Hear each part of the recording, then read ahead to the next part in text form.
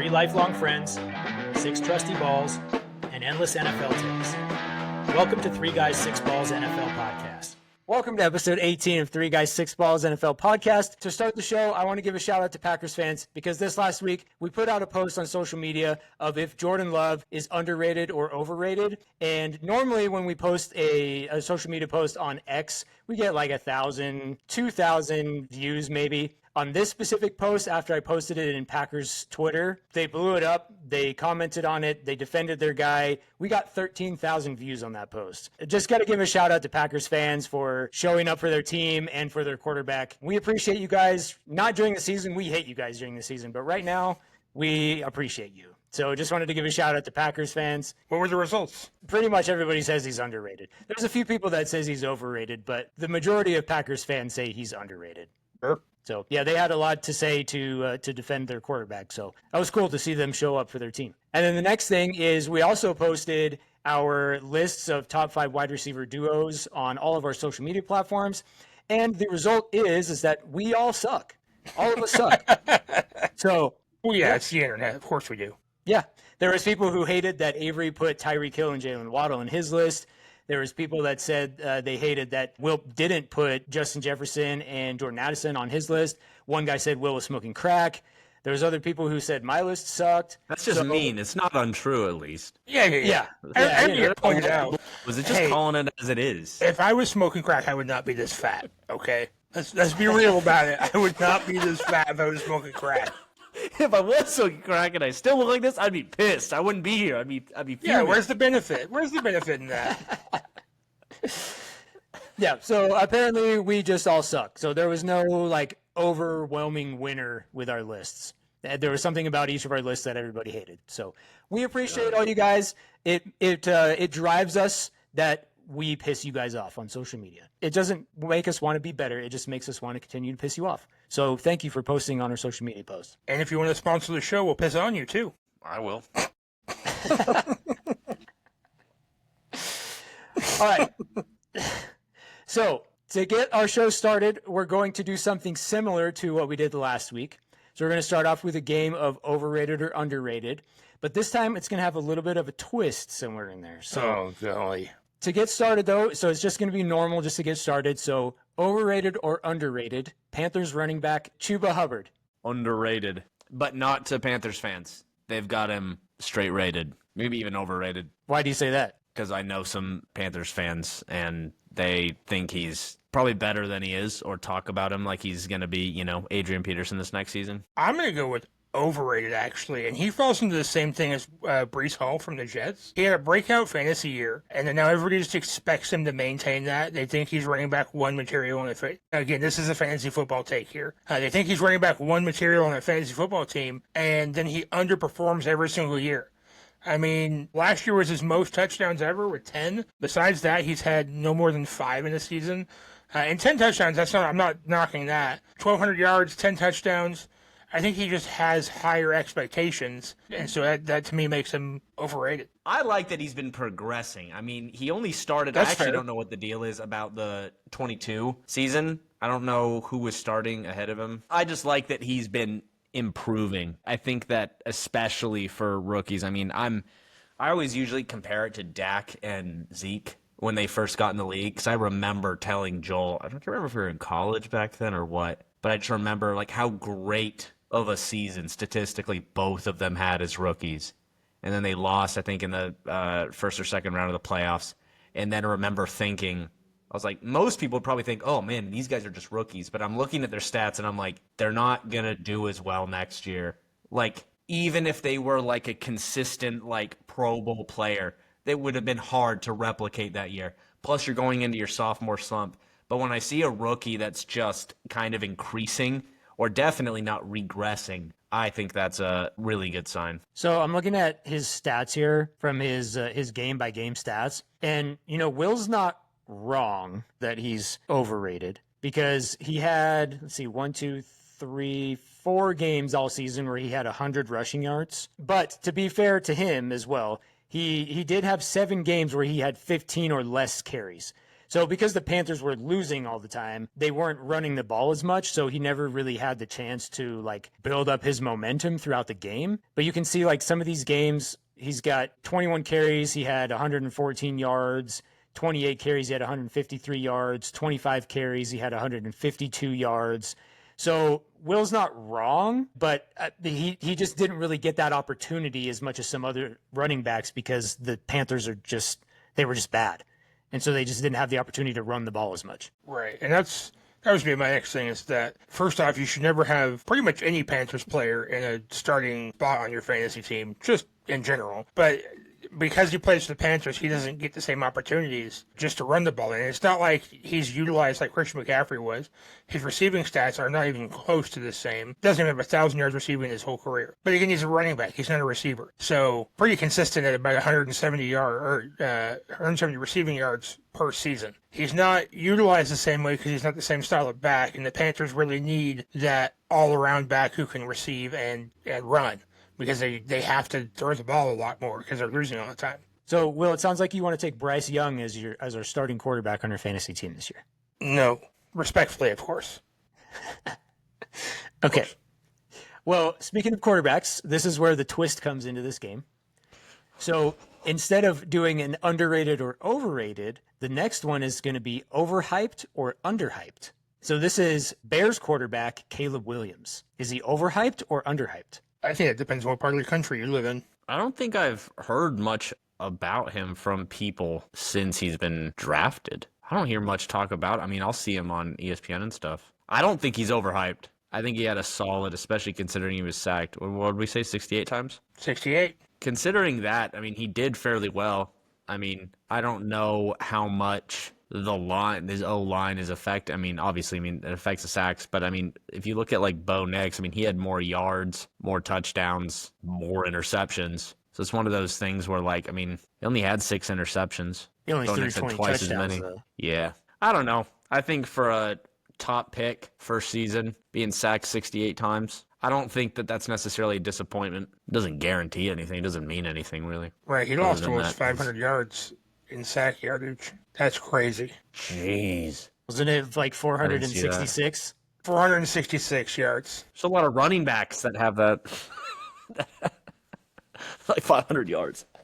Percentage of time sacked when attempting to pass. So his sack percentage was 10.79%. 1 out of every 10 passes, this dude was getting sacked. That's crazy. I actually am going to go with the opposite. I'm going to go with overhyped. Coming into the league, he was a huge prospect. Oh, Caleb Williams this, Caleb Williams that. When he went to USC, it's like, oh man, this guy's going to tear up the Pac-12. They don't know what's coming for him.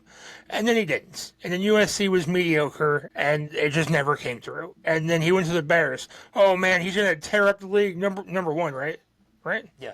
Yeah, see, I know some things. Number 1 pick to the Bears, he's going to tear up the league. They're going to be so great.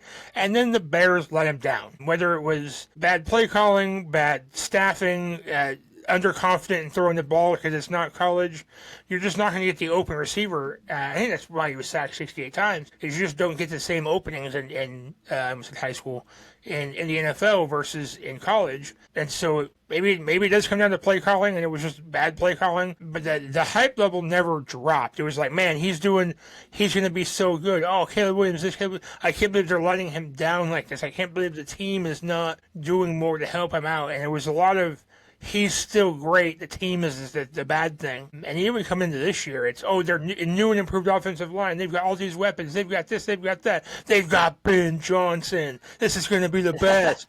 And so it's just, everybody watch out for the Bears. The problem is that they still don't threaten anybody. These are like sun bears, not like actual brown bears. I don't know. Now, not the Cal Golden Bears either. Like small little sun bears. Little panda bears out there. Endangered. I think Caleb Williams, I mean, it is a little bit of that thing with like what's his name? Mitch Trubisky. I mean, he only had that one season, but it was one of those things where I feel like some of that hype just sticks and it's hard to shake. kind of the same way with some like negative stuff. You do something wrong, it gets recorded on camera, goes viral. Like everyone now knows you as that. And I think that this is just one of those things. I mean, his first season at USC, he did really, really good. And I think that's what really got that conversation started. But at that point, you've got so much hype and everyone's waiting for you at the next level that it doesn't really matter how well you do the next season. Like, that next season is a formality. Like, unless you get seriously hurt or really regress, like, you're kind of up there. It's kind of like, the last, I don't know, like the bowl game. If you didn't make the championship and you're planning on getting drafted, you're like, I can be here, but I'm not going to sacrifice my body, that's for sure. But I think it's one of those things where the Bears, kind of like the Browns, and I know I'm partial, I just think the Browns is kind of like the same thing with the Browns. The Bears, I don't like either of them. It's where players go to die, and I feel like everyone is just a black hole, just sucks you in. You don't hear anything about it. Later, you just find out their top quarterback's on a different team. He's a shell of who he once was. We often find ourselves comparing current starters to previous starters of the same team. Dak will get compared against Troy Aikman. Jordan Love's always going to get compared against Brett Favre, Aaron Rodgers. I'm looking at all-time great Bears quarterbacks. I think we've talked about this before. Jay Cutler. By 9,000 yards, Jay Cutler leads all-time Bears passing record by 9,000 yards. In 102 games, he threw 23,443 yards. Next is Sid Luckman. We all remember that guy from 1939 to 1950. Yeah, that's my boy. Threw for 40. back when throwing a forward pass was against the rules. If it was an incomplete, it was a turnover. Like, you couldn't even throw a pass anymore. And he threw for 14,000. Then it goes to Jim Harbaugh, Bears legend, and then Jim McMahon, actual Bears legend. And then it goes to none other than Mitch Trubisky, is fifth on the all-time Bears passing list. That list is disgusting. At 10,609. Assuming that, they should have some stellar running backs, right? Because they clearly have never really cared about passing the ball. They did have Walter Beyond that, like, who else is, I just feel like, we don't ever pass the ball. Like, then you must run the hell out of that ball. No, the Bears team has been lifted by their defense. It's the opposite of the Bengals. This Bears team has been lifted by their defense. Brian Urlacher. Bears teams of old are defense, defense, defense, and that's all they've ever been. Caleb Williams, in his one season, 17 games as a Bears quarterback, ranks 22nd all-time on the passing list. It took 3,500 yards to crack the top 25. If he repeats that, he will be a top 10 Bears passing quarterback. Top 10? He will be, if he throws another 3,500 yards, it will give him 7,000 yards. He will be number 10. He will replace Justin Fields in the top 10. And yes, Justin Fields is number 10 all-time Bears passing. Okay. So this actually leads perfectly into what I have to say about Caleb Williams. Perfect. So I think he's overhyped. I'm also going to go with Caleb Williams is overhyped because you have this guy who, in college, he's already projected, before he's even eligible to go to the NFL draft, he's projected as the number one pick. He does pretty well in college, and then he gets drafted number one overall by the Bears. He gets compared to Patrick Mahomes and Drew Brees and Josh Allen are some of the names that I saw him compared to. And the Bears are desperate for a 4,000-yard passer. They have never had a 4,000-yard passer in the history of their franchise. So Caleb Williams gets drafted number one overall, and the Bears, all the Bears fans think this is the guy that's going to get it done. This is the guy. And then he comes in his rookie season and he throws for just over 3,500 passing yards, 20 touchdowns, 6 interceptions. He has 400 rushing yards, but he didn't have a single rushing touchdown. And he gets sacked 6 to 8 times, like we already talked about. And then, the Bears make all these moves this offseason to get a better offensive line. They get some weapons in the draft for Caleb Williams. They have Ben Johnson, like Will mentioned. And then Bears fans are acting like he's going to be a top 5 quarterback in his second season in the league. I just don't see a way where he's going to be better than Lamar Jackson or Josh Allen or Joe Burrow or any of those guys. I don't see how Caleb Williams is going to be better than those guys in his second season. So to me, I feel like just because Bears fans are hyping him up to be that first guy to get 4,000 yards, I feel like he's being overhyped. Well, we were talking earlier about, we were looking at the video, the 12 13-minute video of him getting sacked the whole season. It was a lot, and that's from a viewer watching a video, not actually being in it. But 68 times, and a lot of it, we were talking, it wasn't like it was something, we weren't saying, oh man, this guy's line sucks, he's getting clobbered. Most of it was like whether he can't find his receiver, whether he's just, freezing up, whether he doesn't know really where to go. I think that is one of those small things. It's not, it's small as far as just, you got to put in a lot of work. But I think if he can figure out how to get the ball out of his hands quicker and have a little bit more pocket awareness, that was his first season. If he tightens that up, like to the level of any above average quarterback, I feel like those stats could absolutely swing in a positive direction. It wasn't like he was out there just throwing picks, losing his composure. It was more just like holding on to the ball. So many of those plays, it was like, dude, I'm watching this from the perspective of someone who has seen other great quarterbacks play. Not like I'm a coach, not like I know that. Most of that looked like he was farming sacks, like just holding on to it and just kind of running into a defensive player. Where it's like, okay, you're under pressure, but not an exorbitant amount of pressure. This is normal. So I feel like it's one of those things where if he can't get past that, then he's probably just a bust and is going to be washed up. But if he can get past that, which seems like a normal thing that you should be able to do, especially now after a full season's passed, you've got coaching staff that hopefully have watched that same video or at least understand the issue here and can get that ball out of his hands quicker. I think that shifts a lot. I think having 68 sacks, being pressured that much, and only throwing 6 picks is impressive. Yeah, that's a good point, actually. And to your point, Avery, it's not that I don't think Caleb Williams is going to get better. I do think he's going to get better. I think he has tons of potential. But I just don't like that Bears fans are putting him they make him seem like he's going to be a top 5 quarterback this season, which to me, that's why I think he's overhyped. He has the potential to do it, but I got to see it first. You can't just tell me that after he has that season his rookie year. I'll also say, if he can pull that out in Chicago, that is impressive. It's a little bit of putting the friggin' city on your back. Because if we're talking about Justin Fields as top 10 quarterback in Bears history, it's like, okay, this makes it sound like they're a new franchise. They just have never had a quarterback. They just cannot get themselves out of this. So if he can put them in a playoff position, get sacked half as many times, I think naturally that just leads to just more production. Or at the very least, you got some running game that can, step it up. Not throwing for over 4,000. If you're, what was he, 500 yards away? Not throwing picks is huge. Not losing 500 yards, you basically have negative running back numbers on your stat sheet. The problems don't seem insurmountable. It seems like a thing that's kind of just like, oh, it switched, I got it. Same deal as you're playing a video game, you're playing a sport, and you finally just kind of wrap your head around the rules and the strategy. Like, okay, now I can stop thinking about it and just do it because I've gotten it down. And that's what I think the situation is here. But I hate saying it because I don't like the Bears. To give Caleb Williams some credit with kind of what you're talking about, Avery. Pause. We keep saying he's got 6 interceptions, right? He also had 5 lost fumbles. So he didn't have the opportunity to throw more interceptions because he was under so much pressure. He was getting sacked so often. He fumbled the ball 10 times and lost 5 of them.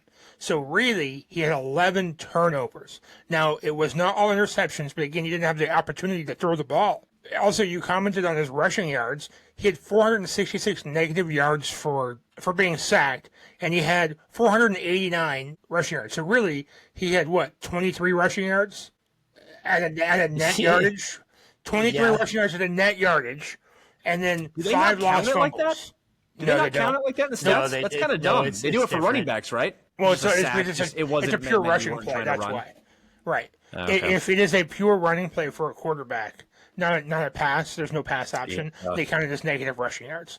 So really, he had 11 turnovers over the course of the season.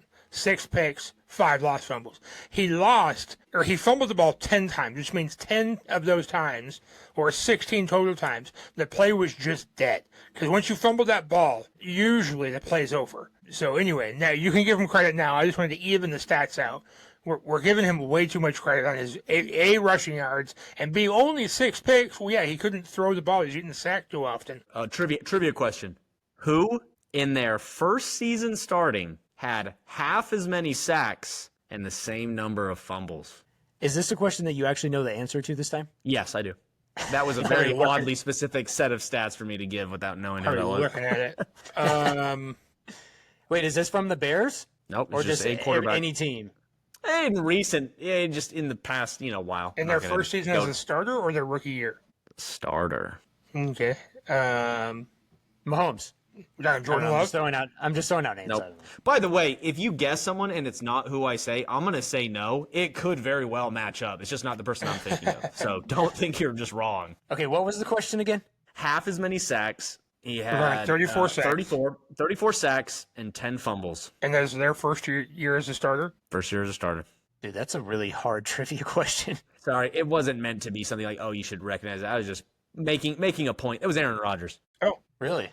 Yep. He threw 13 picks, 28 touchdowns, but he had 4,000 yards, so more yardage. But, and his line helped him a lot more, or he just got rid of the ball faster, but still had 10 fumbles. He had 10 fumbles the next season, too. Well, I think that's a big difference between throwing a rookie out there as a starter and letting him sit behind a guy for a few years. Oh, he had it. It still blows my mind that Aaron Rodgers sat out the first 3 seasons. Yeah. That just unfortunately he's played for forever, so it's not like oh, we never got to see it. But part of me thinks, and we'll get to Justin Fields in a bit, but I like when especially a quarterback has to sit out for a while, to the point where they get on the field and they're like, I am not blowing this. Like, you have no preconceived notion of this is your spot, you're gonna be here. But anyway, Aaron Rodgers, I was just pointing out, he was getting rocked too and getting a little clumsy, but that worked out for him eventually. You look at Jordan Love, he sat for 2 years behind Aaron Rodgers, and then came in his first year through 32 touchdowns, 11 interceptions, and was sacked 30 times. Fumbled the ball 4 times in his first year as a starter. Oh, excuse me, 9 times. I'm so sorry, 9 times. I think there's something to show for it, that if you sit for a little bit, even if you're a first-round pick, sitting is often better than just getting thrown in and turned to the wolves. I will say, too, one thing that Green Bay has done, Brett Favre kind of mess it up with his, multiple retirements. But I do like that it's not just hey, oh no, our guy got hurt, you're in, don't mess up. Instead, it's for all 3 of them, just Favre to Rodgers, Rodgers to Love, it's very much been that hey, we are nurturing you, and that's hey, your time is coming up. We don't see you as a backup, someone that we're going to replace. We are going all in on you. And I think that, I would just think as a quarterback, when most of it's just a mental game, knowing that you have put in the time, you know the system, you know the plays, you know how you're going to go about it. No one else really knows much about you as far as scouting reports go, but you also have the full confidence of your coaches and teammates because you've been around them the whole time. You are the guy. They're not waiting around, and as soon as you mess up, you're out. You're there. And I think that, I don't know how that would have worked out with any other quarterback coming in, but that would, if I was a quarterback in the NFL, that would be awesome. Being able to, not just, hey, you're in this completely new league for the first time ever, and you're going to have 10 times more cameras than you had in college in your face, and you've got to figure this out, and you're playing the best guys in the world. Anyway, I'm going off on a tangent. All right, so now I'm going to give Caleb Williams a little bit of credit. So guess who led the league in throwaways? Caleb Williams. He had the most throwaways of any quarterback. He had 36, but he was the second most pressured quarterback. So obviously when you have more pressures, you're probably going to have more throwaways. Now in that video I sent you guys that we watched, where we watched all of his sacks, he did hold on to the ball too long. He did. There was a lot of times where he could have just thrown the ball away, but instead he tried to make a play and he held on to the ball too long and he got sacked. But that instinct to throw the ball away is in there. You can see by this stat that it's in there somewhere. Like Avery was saying, it's something that can be trained out. He was a rookie.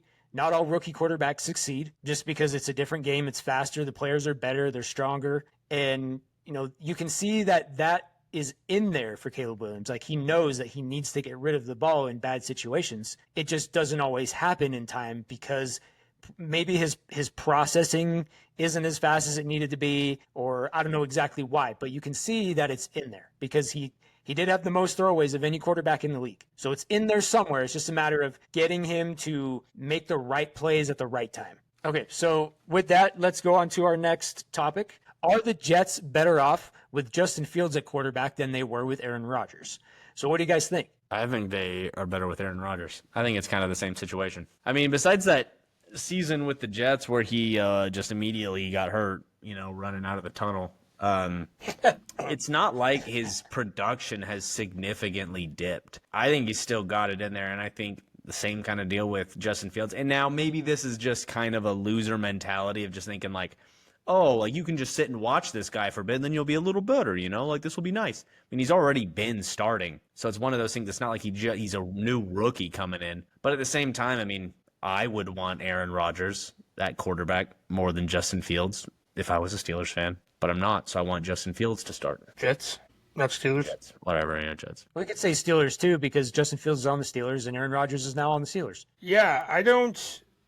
I mean, the answer is Aaron Rodgers, right? Justin Fields has yet to throw. I mean, he's only thrown over 2,500 yards a single time. He's yet to play a full season in his career. He's got nothing. He's got nothing to show for his career so far. Granted, it's only been 4 years, but still, in 3 of those years he was in the Bears, and we've done enough ragging on the Bears, probably.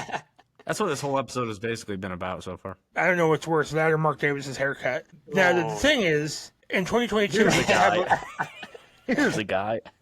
He did have 1,100 rushing yards in 2022, and then that tapered off again in 2023 and 24 because you get injured. When you run that much, you get injured. Somehow, Lamar Jackson, Josh Allen, those guys have dodged it somehow. Well, I guess Josh Allen due to sheer size and Lamar Jackson probably due to sheer speed, but there's just no world I'm ever going to pick Justin Fields over Aaron Rodgers. Even 42 or whatever year old Aaron Rodgers over 26-year-old Justin Fields. It's just not happening. I'm going to make a case for Justin Fields. I'm going to call you wrong. Okay, that's I'm fine. going to listen, and then I'm going to call you wrong.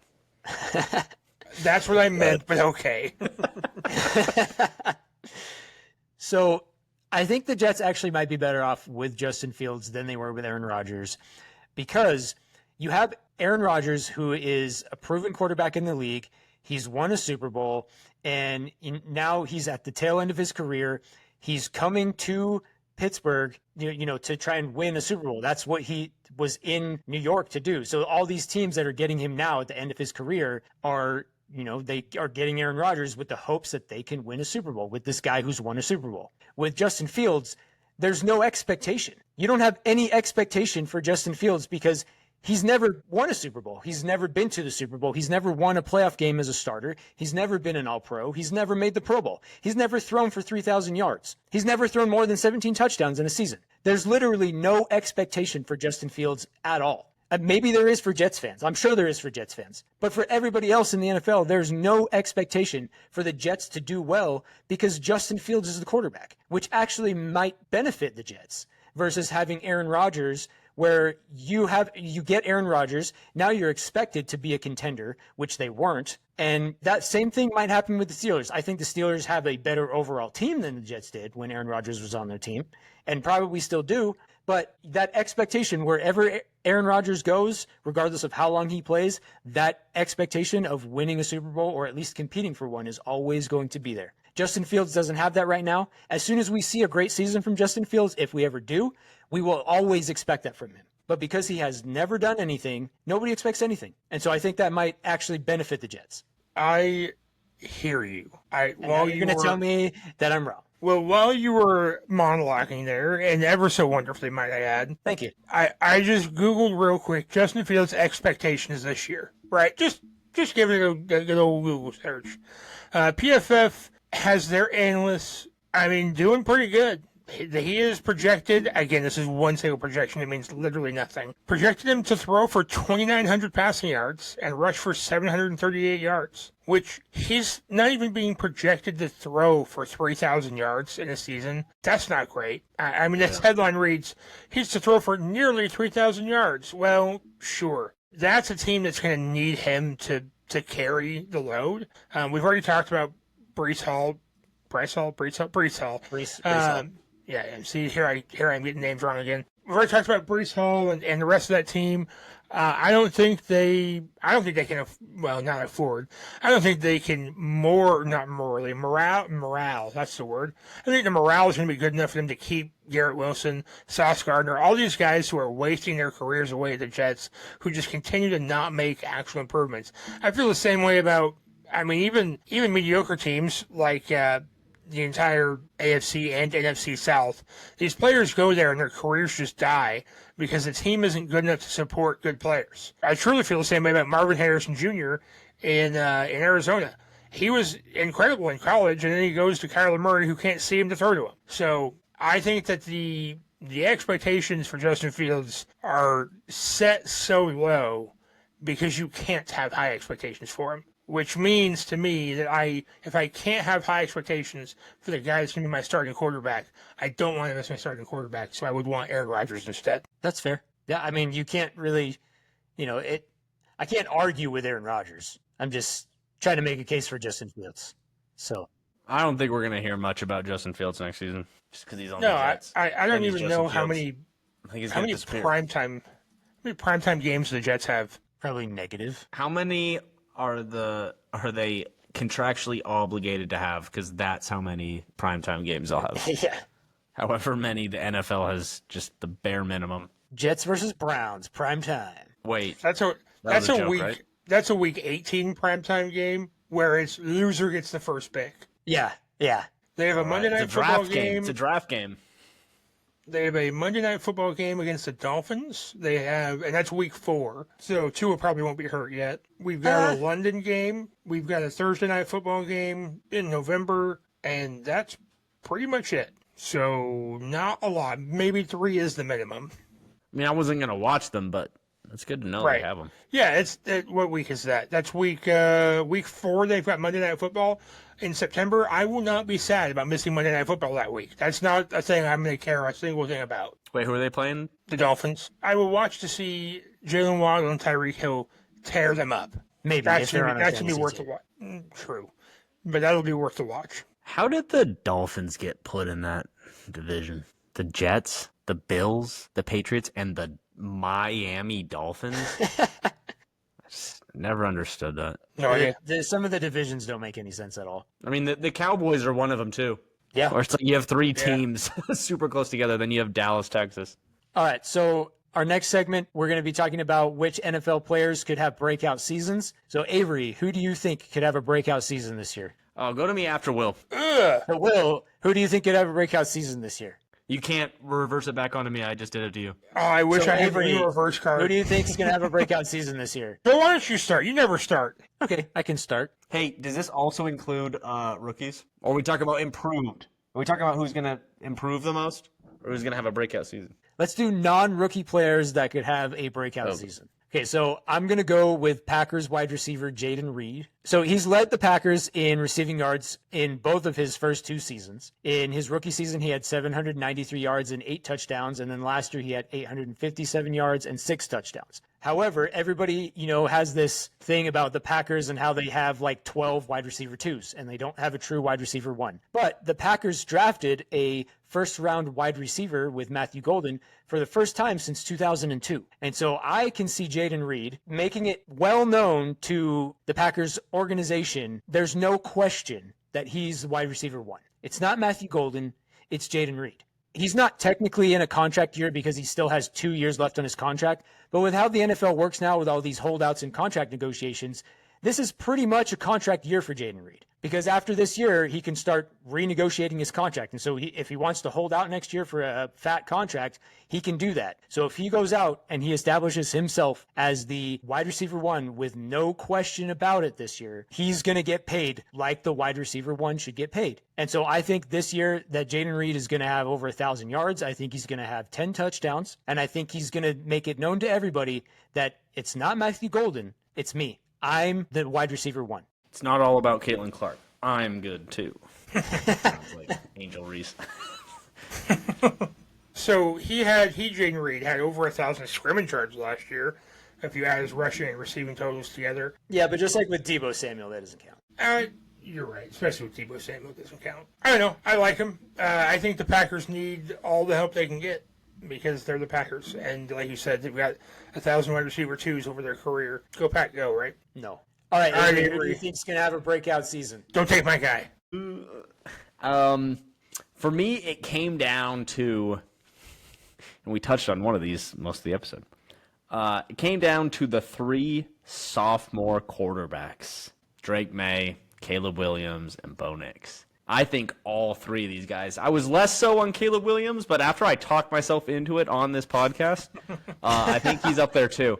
Originally, it was Bo and Drake, and I wasn't sure which one. I like what the Patriots have done to help Drake. I just like Bo Nix improving every year on his own, independent of what the organization does. I just think he's a super sharp kid and extremely competitive. More than anything, I'm just excited to see how all 3 of these guys develop. Partially, though, I mean, Bo Nix is the guy. Like, I like Bo Nix, but I also like Drake May because he's also Carolina, so it's a tough one. But the other one, if it wasn't a quarterback, I was looking at Rome Odunze because I thought Caleb Williams improving. I've liked Rome. I remember him playing Oregon, and I hated it. That was actually one guy that I considered too. But really, it's just those quarterbacks. I just want to see how they do after season 1. If you had to pick one of those quarterbacks, who's going to have the best season of the 3?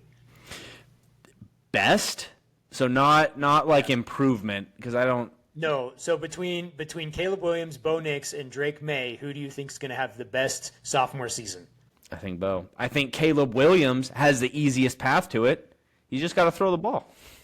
Just throw the ball, dude. Quit pump faking. let it He fly. pump fakes so much. Which one of us, or was it one of our other friends, who was the quarterback when we would just like play in the church or out of the field that would pump fake a lot? Or am I just imagining that? Was there one No, of that us that would happens just? a lot. I don't. Probably me, if we're being honest. I couldn't do it as much because my hands weren't big enough. I'd end up just losing the ball. I mean, there's really only 3 options, right? There's Lincoln, Austin, or Bryce. Bryce. Yeah. Was it just the 6 of us? Yeah, we played 3-on-3 2-hand touch football. I mean, you can say Sater, For I guess, but hours. I just remember getting just someone going to the sideline in the church, straight 2 hands shoving him into that line of chairs. And they got the curtain thing that it just kind of pushes in a little bit, but yeah. it's not like necessarily soft. Accordion wall, by the way, is what that's called. Accordion wall. Shoot. all right, Will, Good times. Anyway, which NFL player do you think is going to have a breakout season? I've got Bills wide receiver Keon Coleman. I think he is poised to have a good season this year because everybody else left. They don't have a tight end that they can trust. They don't have Amari Cooper anymore. Now, here are some bad stats that are not going to go in his favor. 13.5% drop rate last year was 8th highest among 13.5% drop rate, not just missed targets. That's just Full on him? drops. Yeah, just him. His drop rate was 13.5%, which was 8th highest amongst receivers with 50-plus targets. Also, he is in the 0 percentile in separation rate and 2nd percentile like in single coverage, which means he can't create separation. Those guys are locked into him always. 0 percentile is really bad. That's the bottom end of percentiles. And so he doesn't get away from people, and he drops the ball a lot, but he did not play all the games last year, and when he did I was play, going to say he missed some games. yeah, he only had 556 yards, 4 touchdowns, so he really only has one way to go here. I mean, the Bills kind of became a running team last year because they had to, even though Josh Allen wants to throw the ball. They're kind of running out of options, so Keon Coleman's going to have to step up. I think he's going to be poised to have a good season. Does he have more or less than 1,000 yards? Next year, more. He has to. Somebody has to catch the ball there. Someone has to catch the ball in Buffalo. Does he have more or less than 8 touchdowns? Less. 1,200 yards, 6 touchdowns. That's still pretty good. For a second year, that's pretty good. Yep. It's going to be a get down to like the 5-yard line and Josh Allen runs it in kind of year. Okay, I can see that. All right, guys. Thank you for listening to episode 18 of 3 Guys, 6 Balls NFL podcast. We'll be back next week. And as always, don't forget to keep your balls played with. We'll see you next time. Also, Mark Davis' haircut still sucks.